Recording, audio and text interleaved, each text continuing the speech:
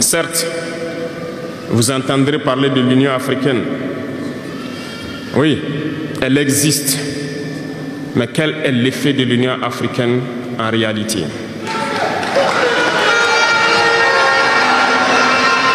Nous ne pourrons pas parler d'intégration dans le thème et ne pas parler de l'Union africaine. Parce que c'est cette organisation qui devrait nous unir, créer l'intégration réelle. Mais nous sommes au regret de voir ces guerres qui persistent sur le continent africain, qui tuent des millions de jeunes, et que cette organisation, qui est à la tête d'États pourvus d'armées, n'arrive pas à s'organiser pour soutenir certains pays. Bonjour à tous. Je souhaite donc la bienvenue à tous les jeunes venus des 13 régions qui sont dans la salle et ceux qui n'ont pas pu avoir accès à la salle. À tous les jeunes venus d'Afrique pour accompagner la jeunesse burkinabé, soyez les bienvenus au pays des hommes intègres. J'irai rendre un hommage vibrant à nos vaillantes forces de défense et de sécurité et nos vaillants VDP qui se battent jour et nuit pour que le Burkina Faso soit et tienne debout. Je souhaite que nous prenions une minute pour prier pour ceux qui sont sur le terrain et aussi pour le repos des âmes de ceux qui sont tombés pour notre patrie.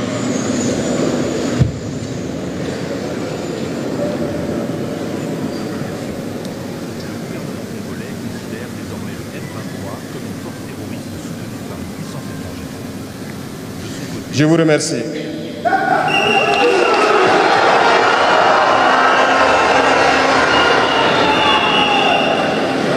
Rendons grâce à Dieu qui a permis que nous nous retrouvions ici aujourd'hui à l'occasion donc de la célébration de la Journée internationale de la jeunesse en bonne santé.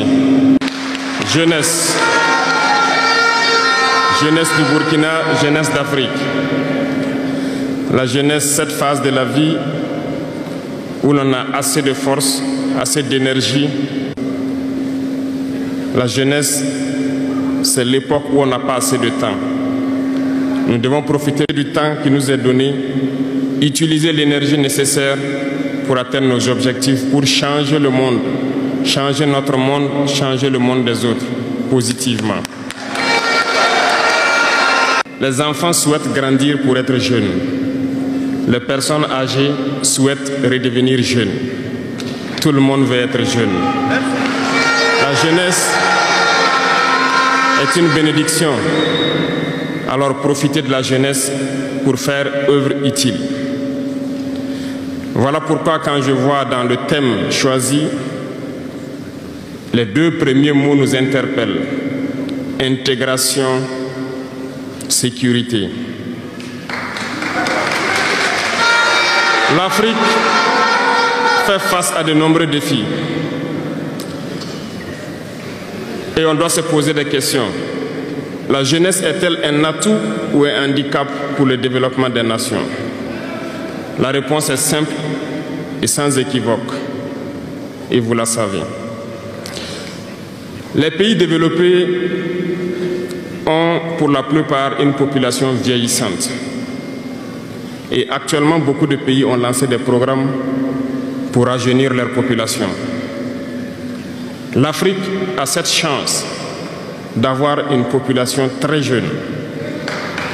Mais pourquoi l'Afrique n'est-elle pas développée? Nous devrions donc nous pencher sur la question de comprendre pourquoi l'Afrique a une population jeune et qu'elle n'est pas développée. Et que les pays qui se disent développés cherchent donc à rajeunir leur population. Il faut que nous arrivions donc à transformer notre jeunesse en un véritable atout et un moteur de développement pour notre continent. Et pour ce faire, nous avons besoin d'intégration, nous avons besoin de sécurité, de développement, nous avons besoin de nous unir. Certes, vous entendrez parler de l'Union africaine. Oui, elle existe. Mais quel est l'effet de l'Union africaine en réalité?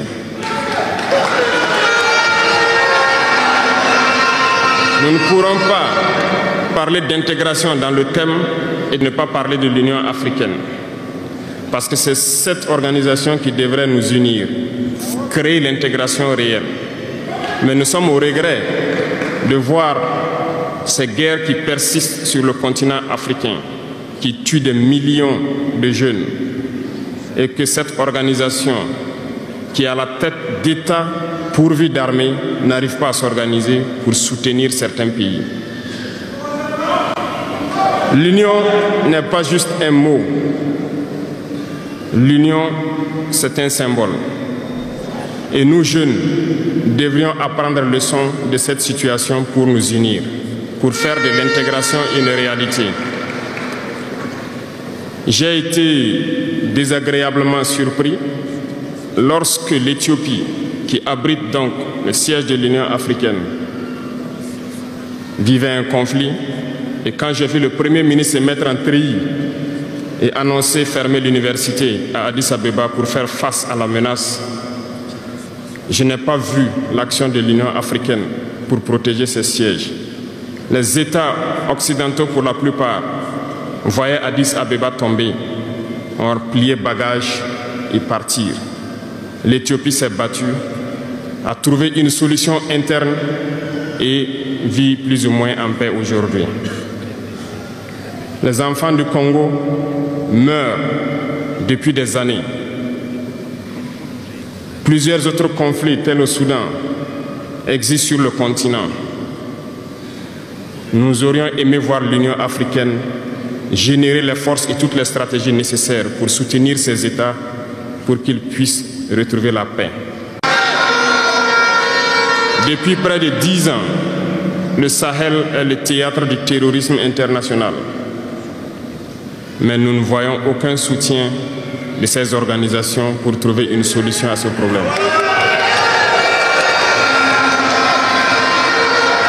Pire, il y a quelques jours de cela, un pays étranger à l'Afrique a annoncé ouvertement avoir soutenu et participé à une attaque lâche, terroriste et barbare contre des forces de notre confédération à Tinzaouaten.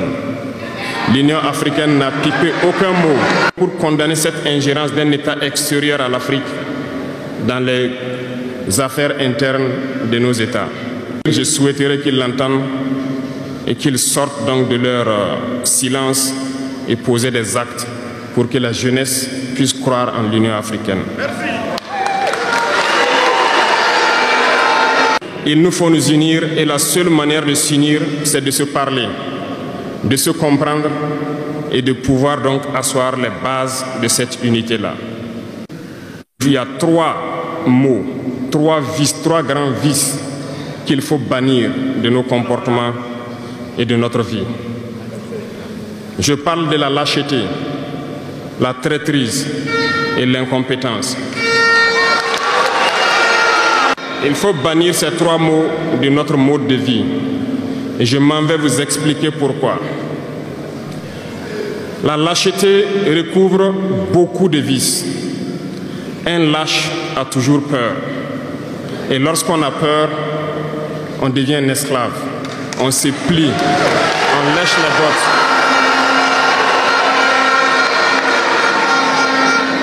Nos ancêtres n'ont pas été lâches. Et si nous sommes lâches, nos enfants vont nous poser des questions. Imaginez qu'au Burkina, nous refusions de nous battre et nous acceptons de nous soumettre, de vivre l'esclavage. Demain, nos enfants grandiront. Ils se poseront des questions. Nos parents ont-ils été des lâches pour nous laisser dans l'esclavage? Que nous soyons vivants ou morts, nous allons le ressentir. Le lâche a peur. Et les impérialistes ont compris, ils essaient de faire peur aux leaders pour que vous soyez des lâches. Parce que quand vous êtes un lâche, tous les autres vices peuvent naître. On fait tout pour que nous ayons peur. Ils viennent dans nos palais, ils nous menacent directement ou des menaces voilées. Bien sûr, nous répondons comme il le faut. Ils prennent chaque fois des exemples.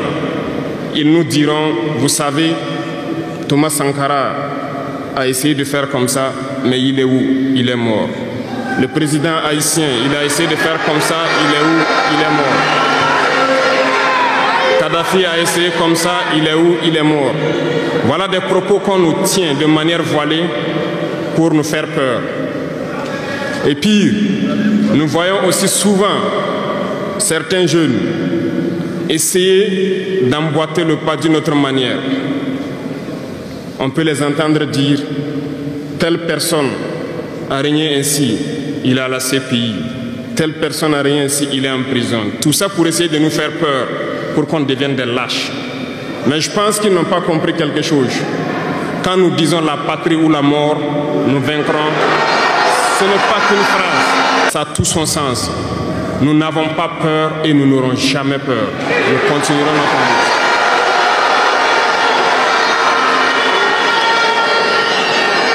Ils ont fait peur sûrement à beaucoup de chefs d'État africains. Vous voyez, souvent quand on s'exprime ou lorsqu'on a l'occasion d'être dans certaines situations à l'extérieur, nous tenons souvent des propos pour interpeller les chefs d'État africains pour qu'on se réveille, prendre soin de notre jeunesse pour pouvoir amorcer notre développement réel. Nous sommes souvent mal compris. Certains ont riposté publiquement à nos propos parce qu'ils se sentent indexés. Mais je peux vous assurer, jeunesse, que lorsque nous nous retrouvons dans les couloirs, ces mêmes chefs d'État nous disent « Vous êtes sur la bonne voie, c'est ce qu'il faut faire pour que l'Afrique puisse s'en sortir. » Alors, nous leur posons des questions à savoir pourquoi vous ne faites pas comme nous, pourquoi vous ne nous accompagnez pas. Certains nous disent qu'ils ont les mains liées, certains nous disent qu'ils ne peuvent pas. Chers aînés, chefs d'État africains, du haut de cette tribune, donc, je souhaiterais dire que les peuples africains sont les peuples les plus pacifiques. Lorsque vous reconnaissez un tort, il faut le dire au peuple. Que nous n'ayons pas peur demain de sortir et dire au peuple, nous nous excusons, nous avions été compromis, nous avons des biens mal acquis, on nous a compromis par plusieurs choses et que nous demandons pardon et nous revenons sur la bonne voie. Et de commencer à travailler réellement pour l'indépendance de nos États et notre émancipation. Et je pense que c'est possible. Si nous restons dans cette posture de peur, nous serons lâches. Et l'histoire nous jugera. Nos enfants poseront des questions, nos petits-enfants poseront des questions. Nous sommes en train d'écrire l'histoire, il n'y a pas de place pour la lâcheté. Si nos ancêtres avaient été lâches, nous ne serions pas là. Souvenez-vous, je vous prends un exemple des peuples Bamileke et Bassa, je vais parler des Camerounais. L'Union des populations du Cameroun, qui depuis les années 50 a commencé une lutte implacable contre les colons. Mais ils ont été massacrés. Les armées coloniales françaises en son temps ont déversé des bataillons d'infanterie, des chars, des hélicoptères, ont anéanti des villages entiers. Les tortures les plus inhumaines ont eu lieu en cette période. Vous pourrez faire des recherches sur ce qu'ils appelaient la balançoire ou le bac à ciment. Des centaines de milliers de populations ont été décimées ainsi en Afrique parce qu'ils ont osé demander aux colons de quitter leur terre. Ça a abouti à une guerre civile qui a duré plusieurs années. C'est pour dire que des gens ont osé, ont affronté à main nue les impérialistes pour que nous soyons là.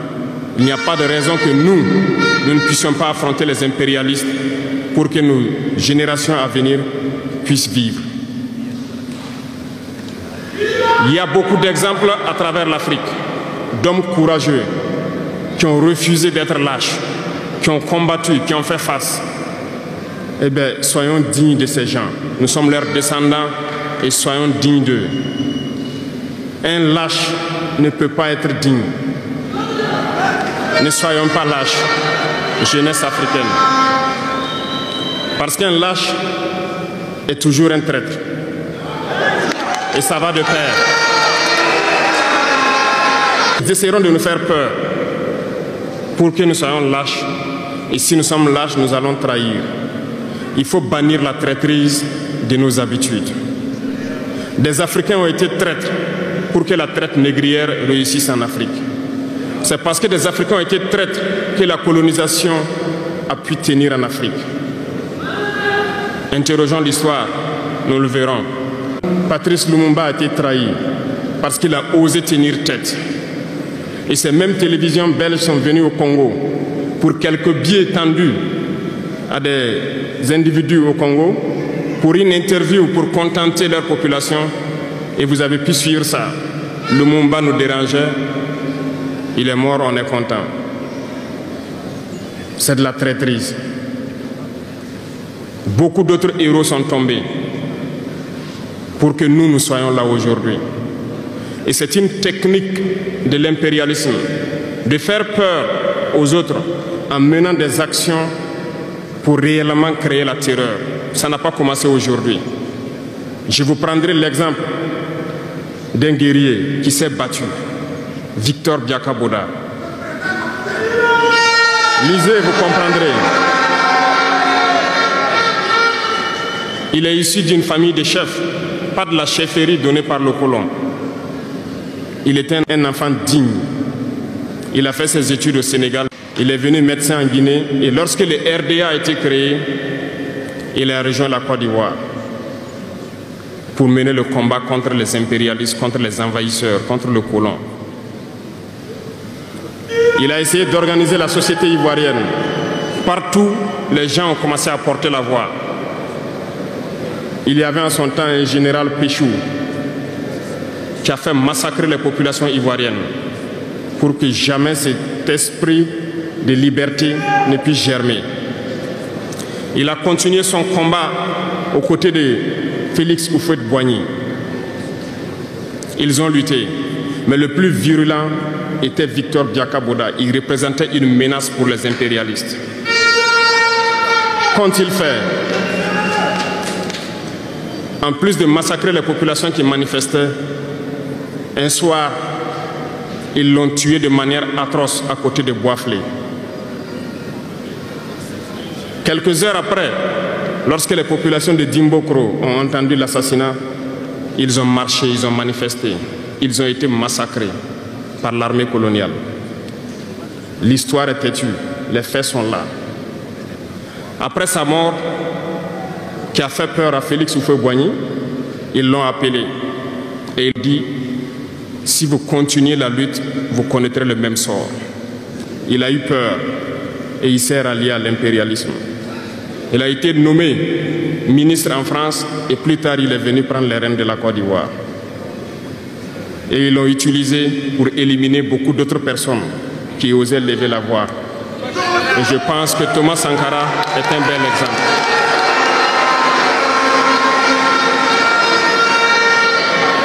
Si vous avez peur, vous serez lâche et vous serez traître. N'ayez jamais peur. La lutte doit continuer. Il y a beaucoup d'autres exemples à travers le monde. Et il y a ce phénomène qu'ils ont aussi utilisé depuis belle lurette et qu'ils continuent d'utiliser. Voyez-vous, certains individus, par exemple, se sont retrouvés dans d'autres pays et créé, soi-disant, un gouvernement parallèle au gouvernement du Mali. Vous avez entendu cette histoire. Ce n'est qu'une technique qui a existé dans le temps. Je vais vous prendre l'exemple de Ahmed Chalabi, l'Irak. Ce professeur de mathématiques qui a même été dans le gouvernement irakien a été récupéré par les impérialistes et il a formé ce semblant de gouvernement parallèle à l'Irak, aux États-Unis. Et on l'a utilisé pour être donc le mouton de sacrifice. Parce que c'est à lui qu'on a dit de prononcer publiquement que Saddam Hussein développait des armes de destruction massive. Et il l'a fait. Ils l'ont utilisé Et cet alibi a été utilisé pour tuer des millions d'enfants en Irak et détruire l'Irak. Et vous savez quel a été le sort de Chalabi? Un soir, après une interview, dans l'interview, il disait même qu'il sait que la CIA est sur son dos. Quelques heures après, il a été retrouvé mort dans son lit, mort de crise cardiaque. Si vous trahissez, vous aurez des fins macabres. C'est ainsi. L'impérialisme n'a pas d'amis. L'impérialisme vous utilise et quand il finit de vous utiliser, il fait de vous ce qu'il veut. Suivez mon regard, vous comprenez de quoi je parle. Ça a toujours été comme ça.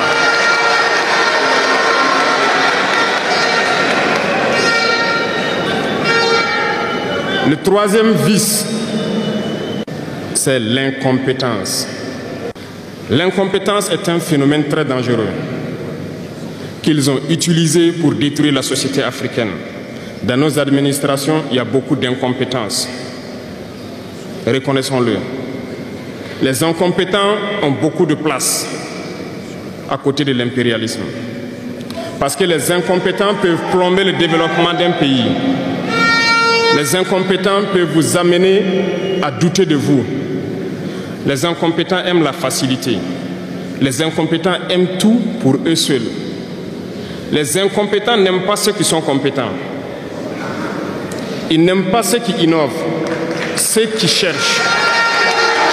Les incompétents sont dangereux.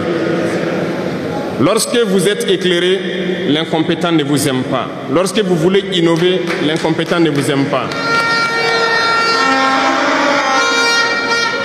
L'incompétent sait reconnaître celui qui est compétent et il va le combattre jusqu'à son dernier souffle parce qu'il a peur de celui qui est compétent. Cherchez la connaissance.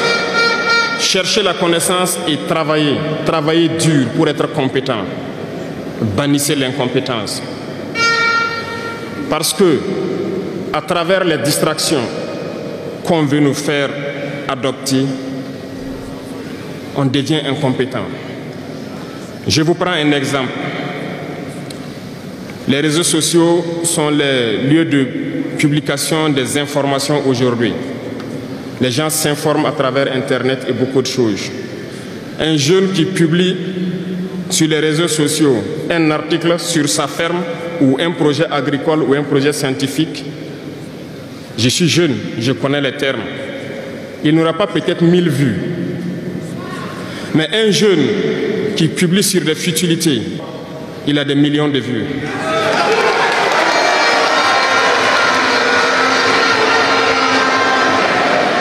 Justement, on veut vous faire perdre du temps dans les futilités. Prenez conscience. Intéressons-nous au travail et cherchons la connaissance. Cherchons la compétence. Se distraire, c'est bien, mais on doit travailler d'abord, avant de se distraire. Cherchez la connaissance, sinon vous perdrez du temps à ne rien faire. Et la jeunesse, c'est l'époque, c'est la période où il faut exploiter son temps à bon escient.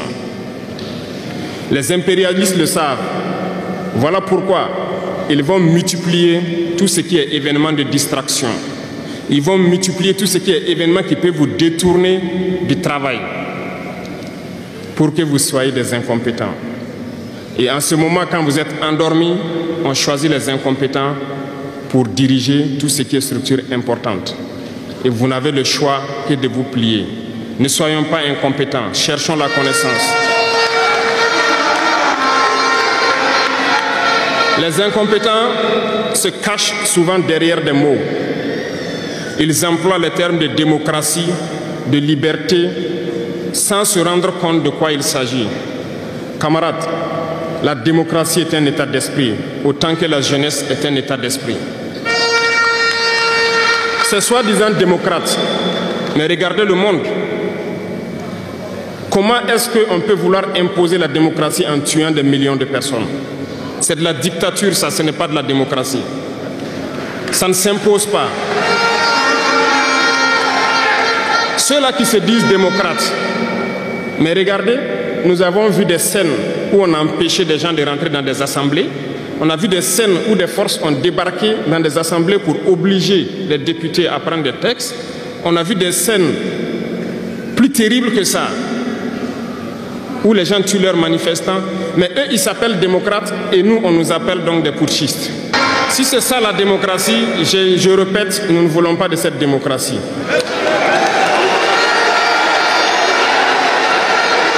Et quand vous voyez souvent les incompétents, ils ne cherchent pas à savoir quelle est la signification du mot démocratie en réalité. Ils s'accrochent juste à la définition qu'il lui a donnée l'impérialisme et il se met à parler de démocratie sans réellement connaître le fondement.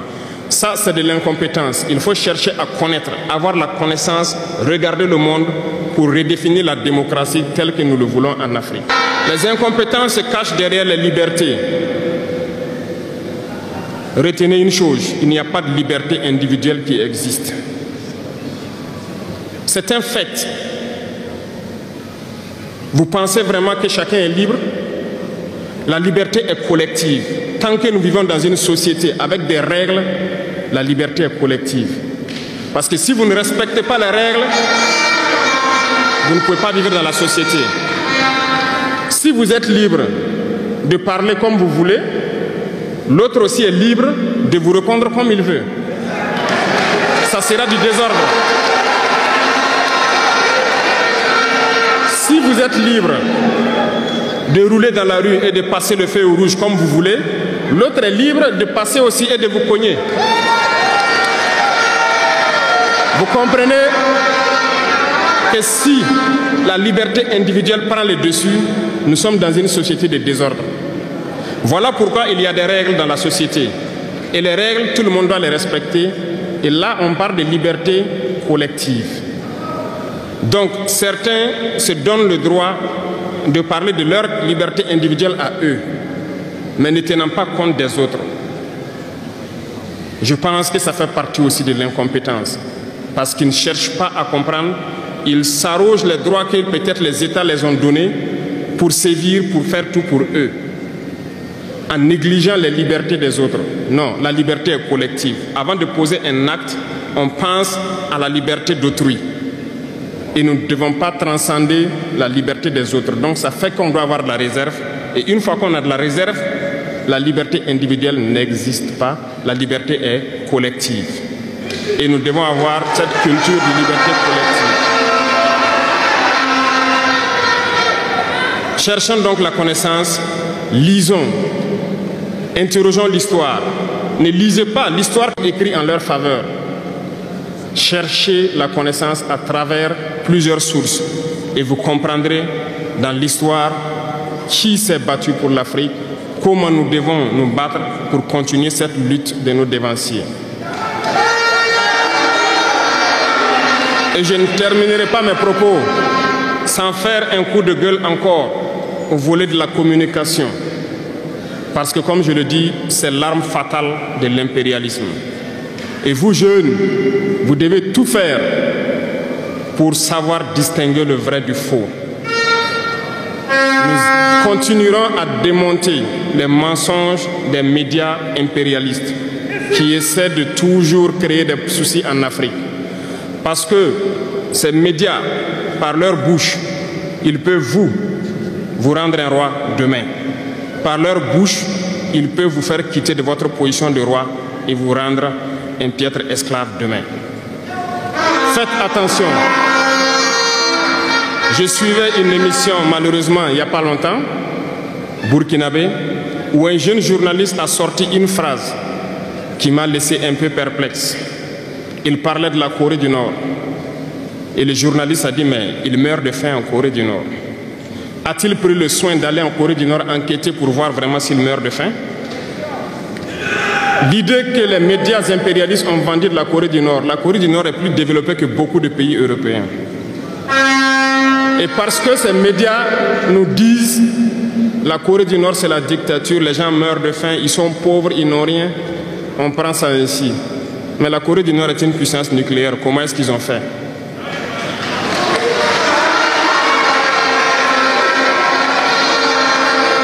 Faisons attention à la communication. Il ne faut pas suivre de manière aveugle ces médias menteurs qui ne cherchent qu'à diviser l'Afrique. C'est logique, ils se battent pour les intérêts de leur peuple. Et l'intérêt de leur peuple, c'est que l'Afrique soit divisée. Alors, jeunesse du Burkina, jeunesse d'Afrique, il faut qu'on s'unisse. Il faut bannir la lâcheté, il faut bannir l'incompétence, il faut bannir la traîtrise et tous les vices dans nos sociétés. Je vous invite à repartir encore lire, à se mettre au travail pour que l'Afrique que nous voulons, autosuffisante, soit une réalité. Pour que l'Afrique que nous voulons pour un développement harmonieux soit une réalité. Parce que je reviens sur votre thème. Il n'y a pas de paix et de sécurité sans développement. Les deux vont de pair.